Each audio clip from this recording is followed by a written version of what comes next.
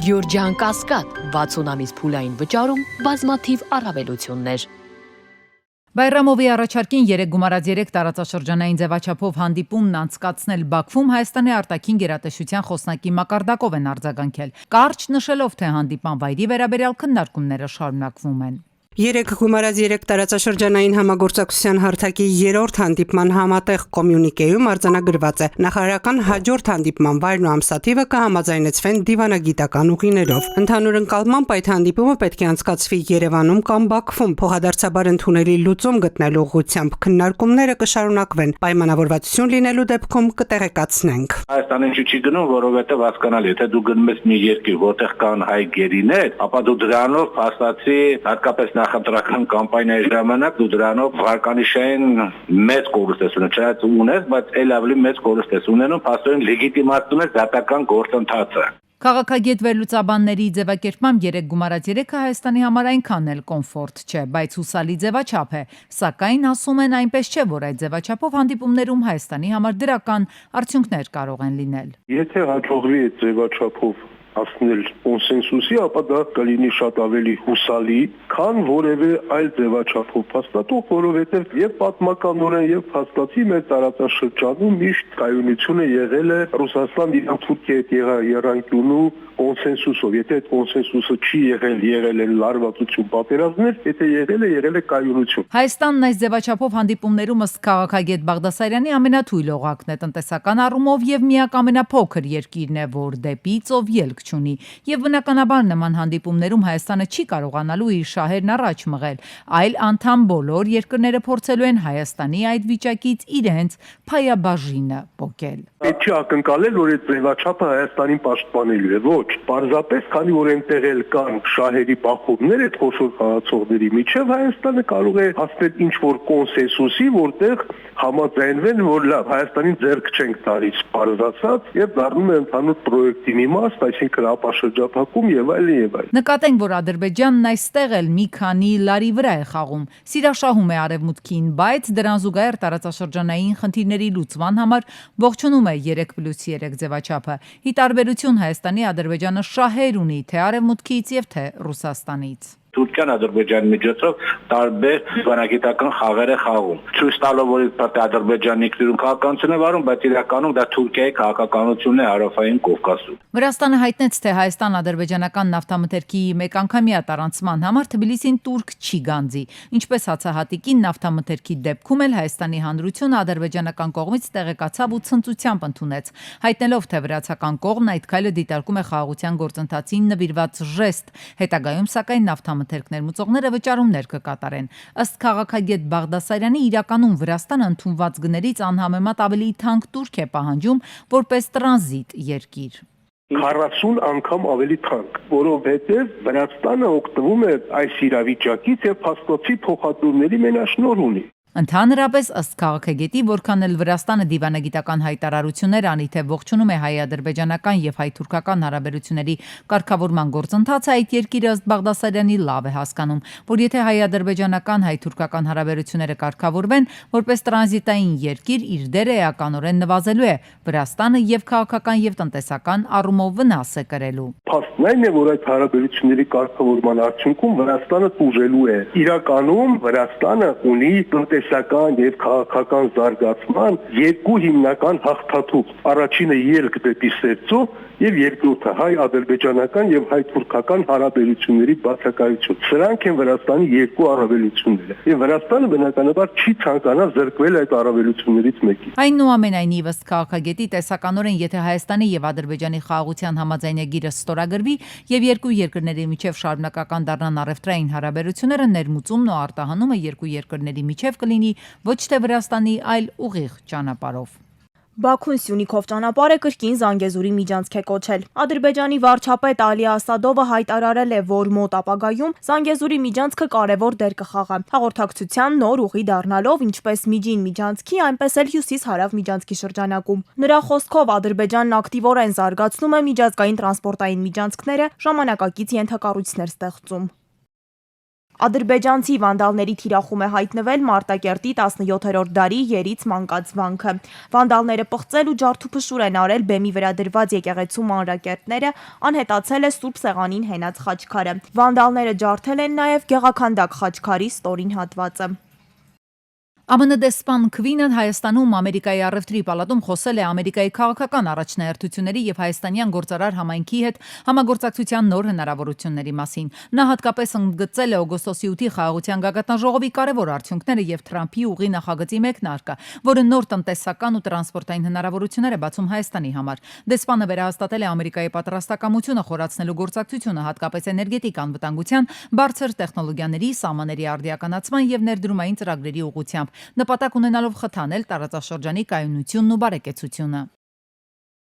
Հայաստանում երեխայի ծնունդը կարելի է գրանցել առցանց հարթակ EM հարթակի միջոցով։ Ինչպես հայտնել է Արդարադատության նախարար Սրփուի Գալյանը, դրա համար անհրաժեշտ է ունենալ նույնականացման քարտ եւ նույնականանալ Yes եմ համակարգում։ Դիմումը էլեկտրոնային ստորագրելուց հետո չի փոփոխվում։ Գրանցումն ավարտելուց հետո ծննդյան վկայականը ուղարկվում է ծնողին նշած էլեկտրոնային հասցեին։ Նույն դիմումով հնարավոր է նաև դիմել միանվագ ծննդյան նպաստի համար։ Առողջապահության նախարար Անահիտ Ավանեսյանը տեսանյութ է հրապարակել, որտեղ ներկայացրել է ամփոփ տեղեկություն Հայաստանում սուր շնչառական վարակներով համաճարակային իրավիճակի մասին։ Նրա խոսքով ընդհանուր դպրոցների կամ մանկապարտեզների դասապրոցեսը կանգնեցնելու իրավիճակ չկա, սակայն կա շատ հստակ մեթոդ եւ գծագրված աշխատանքի մեխանիզմ, որ այն դասարանները, որտեղ բացակայությունների թիվը 20%-ից ավելի է, այդ դասարանները կարող են անցնել հեռավար ուսուցման։ Ռուսաստանը 2025 թվականի առաջին 9 ամիսներին ԵԱՏՄ երկրներ է մատակարարել մոտ 6.2 միլիարդ դոլարի գյուղատնտեսական արտադրանք։ Ռուսաստանից գյուղատնտեսական արտադրանք ներմուծող երկրների ցանկում ընդգրկվել է նաև Հայաստանը 5% մասնաբաժնով։ Ներմուծվող հիմնական արտադրանքն է ցորենը, շոկոլադը եւ ալյուրով պատրաստված հրուշակեղենը, ինչպես նաև արևածաղկի ձեթը, թռչնամիսը եւ խոզի միսը։ BRICS Pay վճարային համակարգը ցանկանում է մուտք գործել Հայաստանի շուկա։ Գործընկերության կարգավորման դեպքում հայկական բանկային քարտերի սեփականատերերը հնարավորություն կստանան իրենց քարտերով վճարում կատարել տասնյակ երկրներում։ Այդ նպատակով ստեղծվում է կապուղիների ցանց Ասիայի, Աֆրիկայի եւ Լատինական Ամերիկայի վճարային համակարգերի միջև։ 2025-ի հոկտեմբերի դրությամբ ներդրումային ընկերությունների հաշվեկշռային ընդհանուր ակտիվները կազմել են 315 միլիարդ 369 միլիոն դրամ։ Նախորդ տարվա համադրելի ցուցանիշի համեմատ արձանագրվել է 33.3% աճ։ Ընդհանուր պարտավորություններն էլ աճել են 25.1%-ով։ Տվյալները հայտնում էր Կենտրոնական բանկը։ Վերջին ամիսներին Հայաստանում դոլարայնացման մակարդակը պատմական ամենացածր մակարդակում է։ Մասնավորապես 2025 թվականի հոկտեմբերին ռեզիդենտների արտարժութային ավանդների եւ ռեզիդենտների ընդհանուր ավանդների հարաբերակցությամբ գնահատվող դոլարայնացման մակարդակը Հայաստանում կազմել է 34.2%։ Ըստ Հայաստանի Հանրապետության Կենտրոնական բանկի, սա հայկական դրամի եւ ֆինանսական համակարգի կայունության նկատմամբ հասարակության վստահության կարևոր ցուցանիշ է։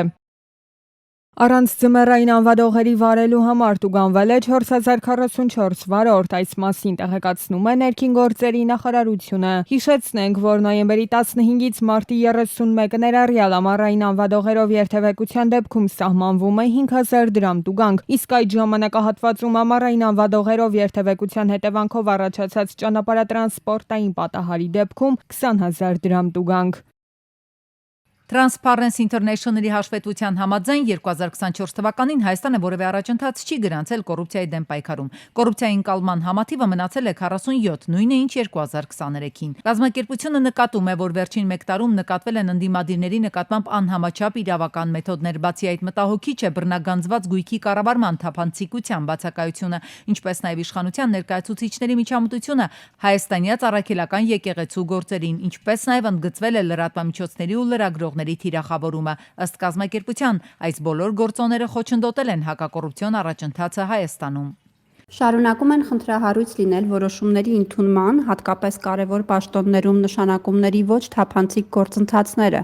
ինչը կասկած է հարուցում հովանավորչության մասին։ Խիստ դատապարտելի են բիզնեսի ու քաղաքականության սերտաճման դրսևորումները, մասնավորապես քաղաքական ֆինանսավորման արդյունքում տնտեսական արտոնությունների ձեռքբերման, բնական ռեսուրսների շահագործման,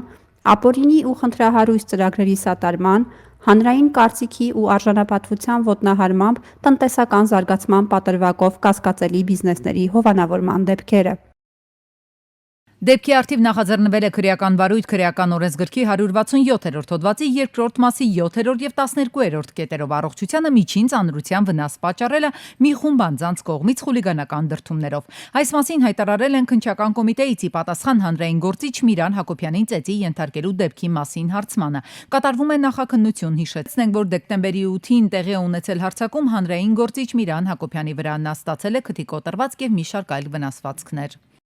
Բագրատ Սրբազանի պաշտպան Հովանես Խուդոյանը Facebook-յան էջում գրել է, նկատի ունենալով, որ եպիսկոպոսած ժողովը, որը պետք է կայանար դեկտեմբերի 10-ից 12-ը, ժամանակավորապես հետաձգվում է։ Այսօր դատարանի ներկայացված դիմումով հրաժարվել ենք Բագրատ Սրբազանի խափանման միջոցը փոխելու միջնորդությունից եւ խնդրել հետաձգել դատական նիստը։ Մյուս դատական նիստը լինելու է 5-շաբթի ժամը 14-ին։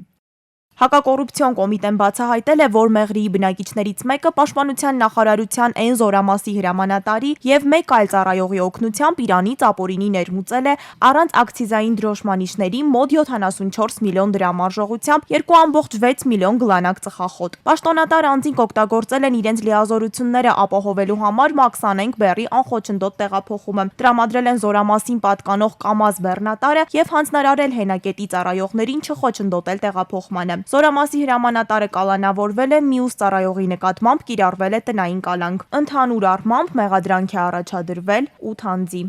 Ծափաթաղում հոր կողմից սպանված 3-ամյա Տիգրանի եղբայրներն ու քույրը շարունակում են մնալ հով երեխաների աջակցության կենտրոնում ինտենսիվ վերականգնման փուլում։ Երեխաները ադապտանում են նոր միջավայրին, մի մասի մոտ նկատվում է մտավոր եւ հոգեկան առողջության խնդիրներ, նրանք ստանում են համապատասխան բուժում։ Մայրն այցելում է երեխաներին, բայց նրանց վերադարձը մոր մոտ դեռ վաղ է քննարկել։ Հիշեցնենք, Տիգրան Օվանեսովը հոկտեմբերի 27-ին կորել էր, իսկ մեկ շաբաթ անց գտել էին նրա մարմինը, հանցագործության մեջ կասկածվող հայրը կալանավորվել է։ Գերմանիայում հոկտեմբերին արդյունաբերական արտադրանքի ծավալը սեպտեմբերի համեմատ աճել է 1.8%-ով։ Տարեկան հաշվարկով Գերմանիայում արդյունաբերական արտադրանքը հոկտեմբերին ավելացել է 0.8%։ Երկրի էներգետիկ հատվածում էլ արտադրանքը աճել է 1.4%, շինարարության ոլորտում 3.3%-ով։ Լոս Անջելեսում հայտարարվել է 83-րդ ոսկե գլոբուսի հավակնորդների անունները։ Դիկապրիոյի «Մարդ առ մարդ» ֆիլմը գլխավորում է ոսկե գլոբուսի անվանակարգերի ցանկը, հավակնելով 9 անվանակարգի, այդ թվում լավագույն ֆիլմ, լավագույն ռեժիսոր եւ լավագույն սցենար անվանակարգերի։ Ըստ BBC-ի ֆիլմին հաջորդում են զգացմունքային արժեքը 8 անվանակարգով եւ մեղավորները 7 անվանակարգով։ Դեկտեմբերի 8-ին Հարավկովկասյան երկաթուղի ընկերությանը պատկանող բեռնատար գնացքը Շորժա ճամբարակ ճանապարհահատվածում դուրս է եկել երկաթգծերից։ 3 դատարկ վագոն բախվել են իրար, տեղում էին փրկարարծառայության ճամբարակի հրշեջ փրկարարական ջոկատի հրշեջ փրկարարները, ոստիկանության բարեկային ծառայության Գեղարքունիքի մարզի գումարտակի առաջին դասակի պարեկները։ Իսկ Հարավկովկասյան երկաթուղի ընկերության ներկայացուցիչները աշխատանքներ են կատարել վերամբարձ կրունկներով ռելսերից դուրս եկած վագոններն ուղղելու համար։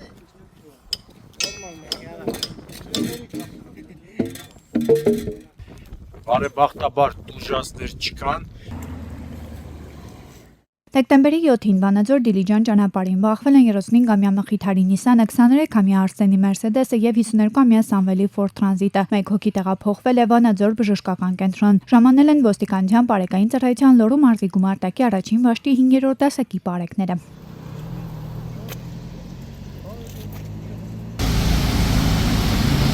Դեկտեմբերի 7-ին Բաբաջանյան փողոցից դեպի Շիրակի փողոց տանող կամրջի տակ անձրևաջրերը լցվել էին, ստեղծվել էր մինի լճակ։ Մեքենաները չէին կարողանում անցնել։ Ժամանել են Երևանի թիվ 1 հրշեջ փրկարարական ջոկատի փրկարարները, ոստիկանության բարեկային ծառայության Երևան քաղաքի գնդի 3-րդ գումարտակի 3-րդ վաշտի պարեկները։ Նրանք կոմունալ բաժնի աշխատակիցների հետ պոմպով ջուրը հեռացրել են, ճանապարհը դարձրել երթևեկելի։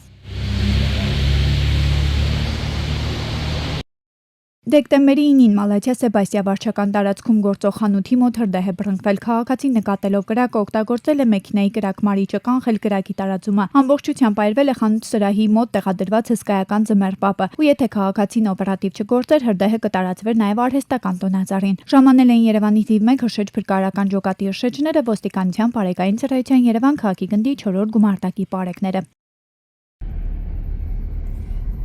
Եվ Կորեայի ձորով շուտով արդեն հնարավոր կլինի երթևեկել ճանապարհի նորոգման աշխատանքները մոտենում են ավարտին։ Դրանք իրականացվել են կառավարության ֆինանսավորմամբ։ Մոտ 10 մետր լայնությամբ ճանապարհը կահավորվելու է երկաթե պաշտպանիչ պատնեշներով, անցկացվելու է արտաքին LED լուսավորություն։ Այստեղով երթևեկելը դարձել է ել ավելի անվտանգ։ Հիմա վերևի հատվածում ասֆալտապատման եւ եզրերի արգելապատնեշներն են տեղադրվում, բայց որ ճանապարհը առաջվա համեմատ ահռելի տարբերություն կա, անձեն աչքով էլ երևում է։ Հիմա նույնիսկ 2-3 ավտոմեքենա կարող են առանց իրար հետ բախվելու, առանց իրար հետ խոչընդոտ ստեղծելու անցնել։